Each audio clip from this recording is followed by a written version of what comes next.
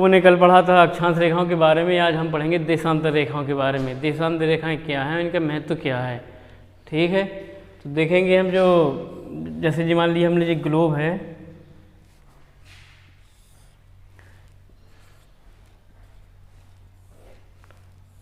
जो उत्तर से दक्षिणी की ओर जो रेखाएं खींची गई हैं वो देशांतर रेखाएं हैं। इन देशांतर रेखाओं की संख्या कुल मिलाकर के 360 है। अब देखते हैं इनका महत्व क्या है। जो इनका जो महत्व है वो टाइम मैनेजमेंट, जैसे कि समय का निर्धारण करना और तिथि का निर्धारण भी इन्हीं रेखाओं के माध्यम से किया जाता है। और उस दिन हमने पढ़ा था अक्षांश रेखाओं के बारे में और देखा जो देशांतर रेखाएं हैं, देशांतर रेखाओं की जो मध्य वाली रेखा है उस रेखा को हम ग्रीनविच रेखा के नाम से जानते हैं, ग्रीनविच रेखा कह सकते हैं, या फिर इसको हम जीरो देशांतर रेखा भी कह सकते हैं। जो जीरो देशांतर रेखा है इस रेखा को सन 1884 ईस्वी में अमेरिका वाशिंगटन में एक बैठक हुई। उस बैठक में इसी रेखा को मुख्य माना गया और इसी रेखा के हिसाब से पूरे विश्व का जो टाइम निर्धारण है इसी रेखा के माध्यम से किया गया है। जैसे कि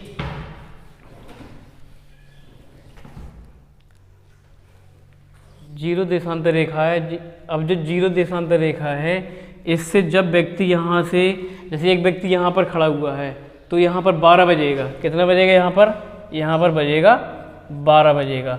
अगर कोई व्यक्ति जो देशांतर रेखा है, देशांतर रेखा से पूरब की ओर जाता है तो समय प्लस होता है, और जब वो यहाँ से पश्चिम की ओर जाता है तो समय टाइम माइनस होता जाता है, समय घटता जाता है। और यहाँ पूरब की ओर जाने पर समय बढ़ता जाता है। क्यों बढ़ता है, क्यों घटता है?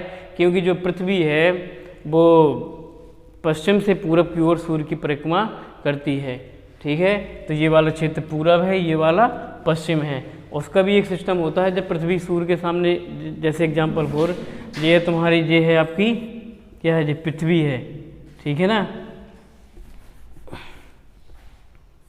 ये सूर्य, ये है पृथ्वी। तो ये इस प्रकार से इसकी परिक्रमा कर रही है, ठीक है। जब ये पृथ्वी सूर्य के साथ आगे बढ़ेगी तो प्रत्येक 4 मिनट पर एक देशांतर रेखा सूर्य के सामने घूम जाएगी, ठीक। तो इसका मतलब है कि 1 घंटे में कितना होगा, 1 घंटे में घूमेगी वो 15, ठीक। तो जब व्यक्ति यहाँ से जैसे जैसे आगे की ओर बढ़ता जाता है वैसे ही समय बढ़ता हुआ आगे चला जाता है। जब वो 4 मिनट में एक देशांतर घूमती है तो एक घंटे में 15 देशांतर घूम जाएगी। जैसे कि मान लिया 0 है, 0 के बाद जो ये रेखा दिखाई दे रही है इसको हमने मान लिया 15 डिग्री। ये रेखा दिखाई दे रही है इसको मान लिया हमने 30। इसके बाद ये रेखा दिखाई दी है इसको मान लिया हमने 45, ठीक है। इसी प्रकार से यहाँ है पश्चिम की ओर, तो ये जो पश्चिम की ओर है तो ये 15 हो गई, और इस पर ऐसे है तो ये 30 हो गई, यहाँ से है तो ये 45 हो गई। अब कोई व्यक्ति अगर यहाँ पर खड़ा हुआ है तो यहाँ पर कितना बजा हुआ, 12 बजा हुआ है। जब वही व्यक्ति यहाँ से यहाँ की ओर, यहाँ से यहाँ पर आ जाता है तो यहाँ पर कितना बज जाएगा, यहाँ बजेगा 1, ठीक है। जब वो यहाँ आ जाएगा तो यहाँ पर बजेगा 2, जब वो यहाँ आ जाएगा तो यहाँ बजेगा 3। इसी प्रकार से जैसे जैसे पूरब की ओर बढ़ता जाएगा वैसे ही समय ही आगे बढ़ता चला जाएगा।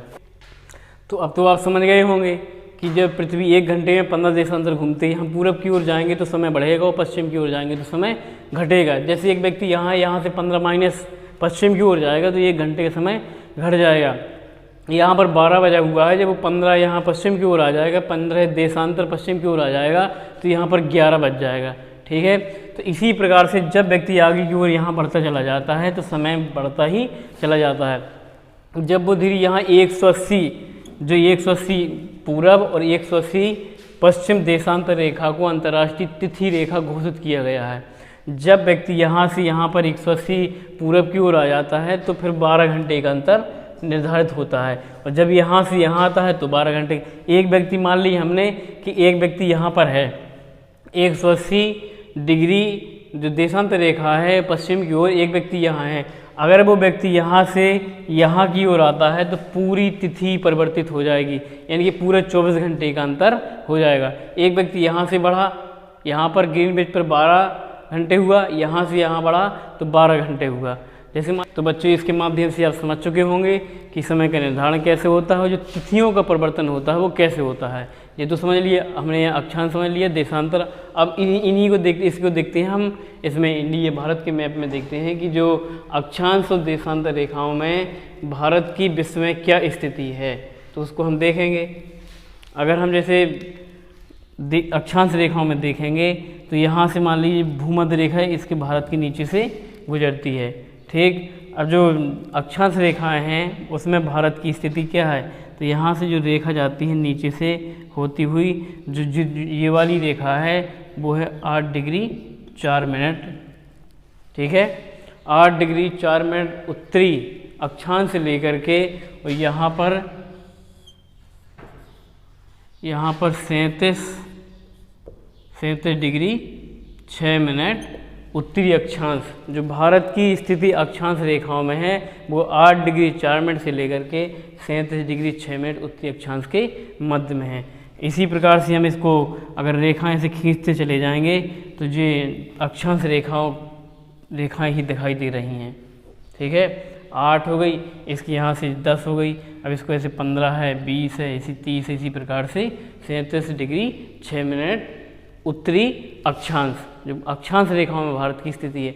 अब देखेंगे कि हम देशांतर रेखाओं में भारत की क्या स्थिति है। तो देशांतर रेखाओं में यहाँ से जो रेखा गुजरती है वो है इसकी 68 डिग्री 7 मिनट, 68 डिग्री 7 मिनट पूर्वी देशांतर से लेकर के, और यहाँ से जो रेखा गुजरती है वो है 97 डिग्री 25 मिनट, ठीक है। तो जो ये देशांतर रेखाओं में भारत की स्थिति है 68 डिग्री 7 मिनट से लेकर के 97 डिग्री 25 मिनट के मध्य में। अब हम देखते हैं कि जो भारत का जो मानक समय निर्धारण कहाँ से किया गया है, तो एक रेखा यहाँ से गुजरती है इलाहाबाद के नैनी के पास, जो भारत के 5 राज्यों से होकर के गुजरती है, उत्तर प्रदेश, मध्य प्रदेश, छत्तीसगढ़, उड़ीसा, आंध्र प्रदेश होते हुए ये 5 राज्यों से नीचे की ओर चली जाती है, ठीक है। अब इसको हम समय जो निर्धारण है उसको कैसे निकालेंगे। अगर हम जो 68 डिग्री 7 मिनट है और 97 डिग्री 25 मिनट है, जैसे कि, तो अगर इनको हम प्लस कर देंगे पहले, अगर फिर 2 से डिवाइड कर देंगे तो अपने यही आ जाएगा 82 डिग्री 30 मिनट, ठीक। तो 82 डिग्री जो 30 मिनट है इसी रेखा से भारत का समय निर्धारण किया गया है। जो 82 डिग्री 30 मिनट जो रेखा है वो भारत के मध्य से है, ठीक। अगर यहाँ से व्यक्ति यहाँ बढ़ेगा तो समय बढ़ता जाएगा, यहाँ से यहाँ की ओर घटता जाएगा। अगर हम देखेंगे अरुणाचल प्रदेश में और गुजरात में, तो भारत में लगभग 2 घंटे का जो समय अंतर है वो 2 घंटे का अंतर पाया जाता है अरुणाचल प्रदेश से लेकर के गुजरात तक, क्योंकि जो एक तो पॉइंट है पश्चिमी पॉइंट यहाँ गुजरात में है और पूर्वी पॉइंट जो है वो अरुणाचल प्रदेश में है, तो इनमें लगभग 2 घंटे का पूरा अंतर है, ठीक है। तो जो पूरे भारत का है जो समय निर्धारण है वो 82.5 एक देशांतर रेखा से किया गया है। तो इसी से पूरा जैसे एक तो ये महत्वपूर्ण रेखा है जो मानक समय, भारतीय मानक समय रेखा है, इसको IST भी कहते हैं, इंडियन स्टैंडर्ड टाइम। इसका वो है, ये एक और महत्वपूर्ण रेखा है जो तुम्हारी है वो कर्क रेखा है, ठीक।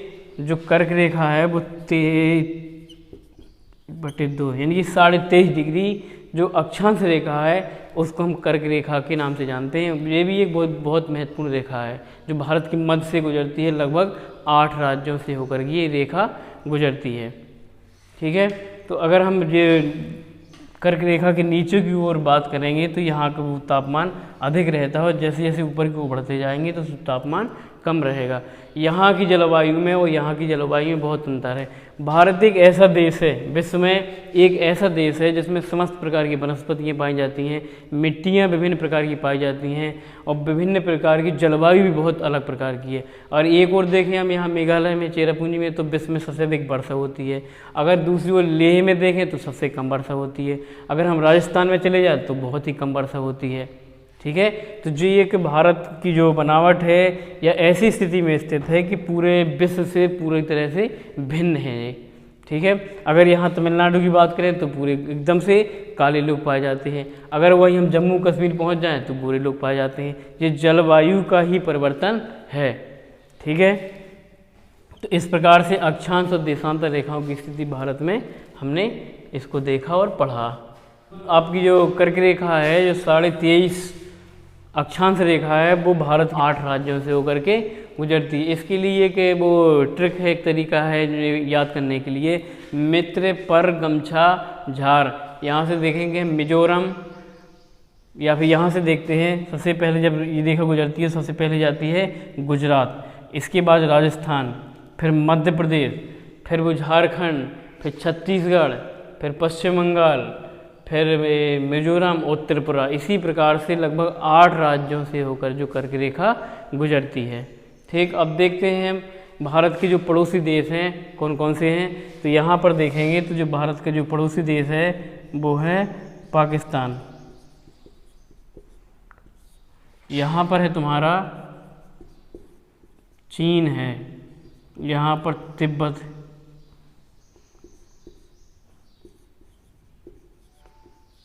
यहाँ तिब्बत है। यहाँ पर देखेंगे तो ये नेपाल है। यहाँ पर देखें तो भूटान है।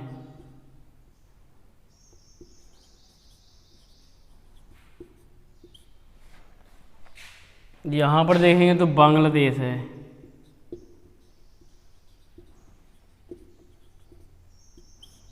यहाँ पर देखें तो म्यांमार है। यहाँ पर देखेंगे तो आपका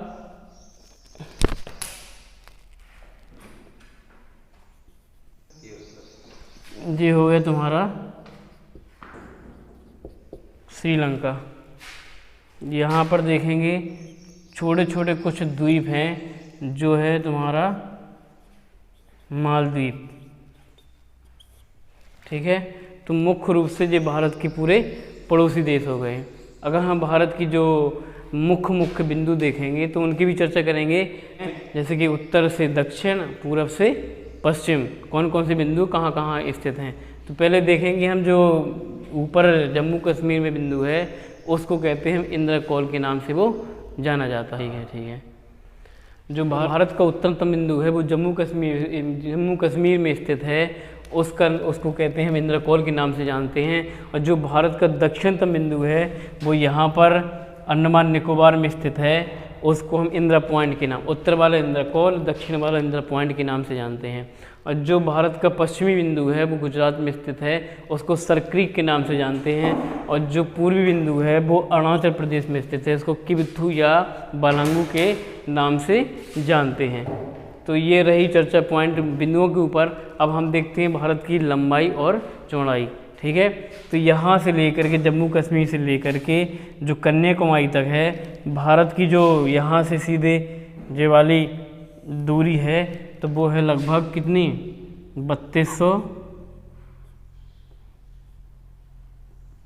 3214 किलोमीटर।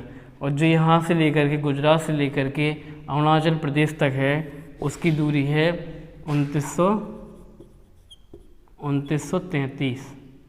ठीक, तो ये गुजरात से लेकर अरुणाचल प्रदेश पूर्वी पॉइंट तक 2933, और यहाँ जम्मू कश्मीर से कन्याकुमारी तक 3214।